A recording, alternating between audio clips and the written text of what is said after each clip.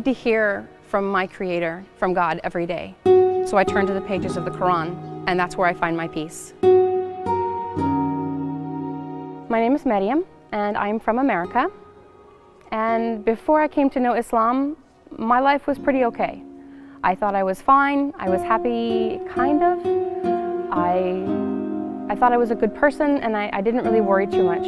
I had been trying to find a religion to suit me because I wanted a connection with my Creator, but I couldn't find one that didn't have too many contradictions and too many questions. I actually came to Islam through an online video game.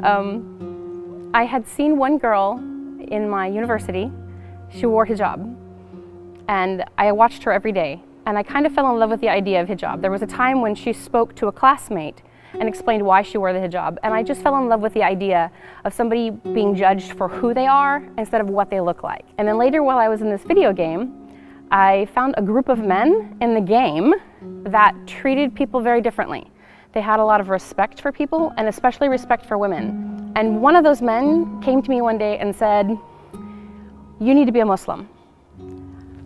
I didn't even know how to respond to that. It had never been something I'd ever considered. And I told him that, and he said, "Then just read." So I downloaded a copy of the Quran in English and started reading, and I couldn't quit reading. And then I was downloading books about new Muslims and what they need to know. And I came upon the idea of the Shahada, and it explained what the Shahada means. And after I read that portion, it was just like a lightning bolt went off inside me.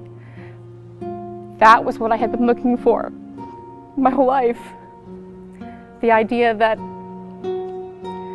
there is a God, but He's just the one God. I don't have to mix Him with other people. And I can communicate with Him directly.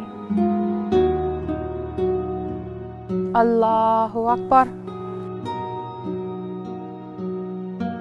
I really think the biggest problem for Muslims who engage is they're trying too hard to be like non-Muslims. They're trying to be like the West. They think that it's more progressive and it's better, and they think that that's the more modern thing to do.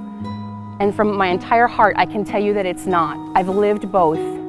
To do things the way Islam has set it up, the way Allah designed it for us, it's so much more beneficial for everybody involved.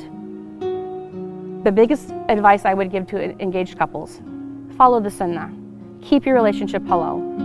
Don't be alone. Stay away from zina in every form. And slow down. People are so concerned about how people look and what their physical relationship is like that they forget that they're building a life, not just a wedding and a marriage. They're building a life. So slow down. Look objectively at your soon-to-be husband or wife. Look at them and see how they engage the world. Are they praying like you do? Are they as excited about their deen as you are? Do they learn at the same speed that you do? Because if they don't do those things the same as you do, it's going to set you up for conflict. If one of you is very strong in your deen and the other is very lazy in their deen, it's going to cause a lot of problems in the house. And that's not necessary. Pay attention to those things and be objective. Don't jump into love before you know that this is going to work for you. Slow down. Allah gave us these rules for a reason, and they work when it's done correctly.